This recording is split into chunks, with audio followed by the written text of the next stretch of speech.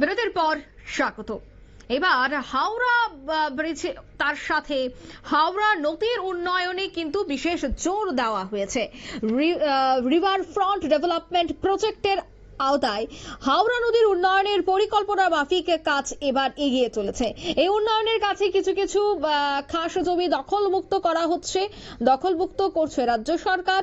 সে কারণে হাওড়া নদীর বাঁধ জয়পুর আরসিসি সেতু থেকে আইবিবি বেড়ার কাছে ইস্পাত সেতু পর্যন্ত অবস্থিত জায়গায় এবং 19টি পরিবার জায়গায় দখল করে দীর্ঘ 30 থেকে 35 বছর ধরে বসবাস করে আসছে। এবার সেই জায়গা খালি করে দেওয়ার জন্য রাজ্য সরকারের পক্ষ থেকে তাদের 7 দিনের সময়সীমা বেঁধে দেওয়া হয়।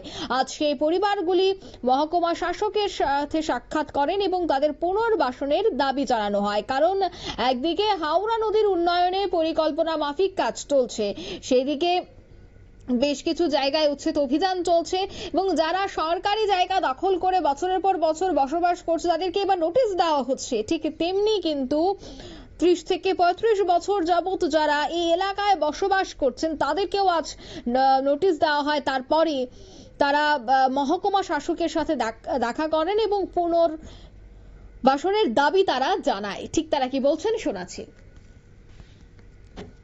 কারো ব্যতিক্রম হয়নি আমাদের এই সাতরামনগর। তো আমাদের এই সাতরামনগরেরই একটা অংশ 29 নং বুথ, সেই বুথের আমাদের যে হাওড়া নদীর হাওড়া ল্যান্ডের পাশে যে বসবাসকারী যে আমাদের কিছু লোক বসবাস করে, ওই জায়গার মধ্যে হয়তোবা আমাদের রাস্তা একটু চওড়া করার জন্য সরকার তরফ থেকে একটা প্ল্যান নিয়েছে। সেই প্ল্যানটা পরিপূর্ণ করতে গিয়ে হয়তোবা আমাদের কিছু অংশের লোকের কিছু ক্ষয়ক্ষতি হচ্ছে।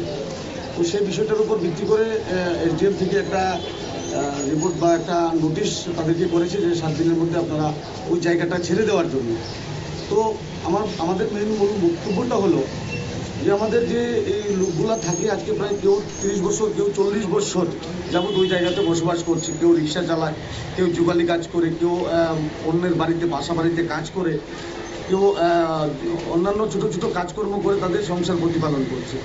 তো এই সময়ে যদি তারা অন্য জায়গায় হস্তান্তর হয়ে যায় বা উঠে যায়, তারা কোথায় যাবে? তাদের বাচ্চা কাচ্চা নিয়ে খুব একটা দুর্ভিক্ষর মধ্যে পড়বে। তো আমরা সেই বিষয়টার উপর ভিত্তি করে আমরা আমাদের মাননীয় মেয়র, যিনি আমাদের সাতরামনগর বিধানসভা কেন্দ্রের মাননীয় বিধায়ক আছেন, ওনার কাছে আমরা গিয়েছিলাম তাদেরকে নিয়ে।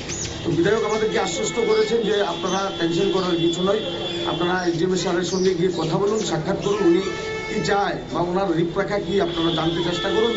জানার পর বিষয়টা আমাকে জানাবেন। আমরা বাকিটা কিভাবে তাদের পাশে দাঁড়ানো যায় সরকারের তরফ থেকে আমরা 100% আমরা সহযোগিতার হাত বাড়িয়ে দেব। সেই আশ্বাসটুকু আমাদের মেয়র সাহেব বা আমাদের সাতরামনগর বিধানসভা কেন্দ্রের মাননীয় বিধায়ক আমাদেরকে আশ্বস্ত করেছেন।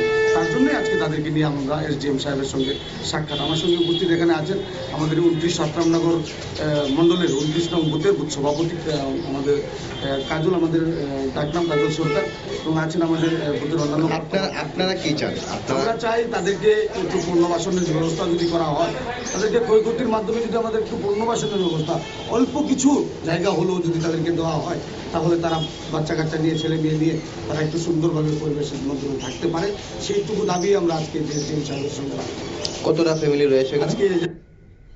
আপনারা শুনলেন তাদের বক্তব্য। সদর মহকুমা শাসকের কাছে তারা আজ যায় দাবি দাওয়া তারা তুলে ধরেন। তবে এও বলছেন যে পুর নিগমের পক্ষ থেকেও আশ্বস্ত করা হয়েছে, তবে দেখার বিষয় তাদের পুনর্বাসনের কোন ধরনের ব্যবস্থা করে কিনা পুর নিগম। নিয়ে নিচে ছোট একটি বিজ্ঞাপন বিরতি, সঙ্গে থাকুন।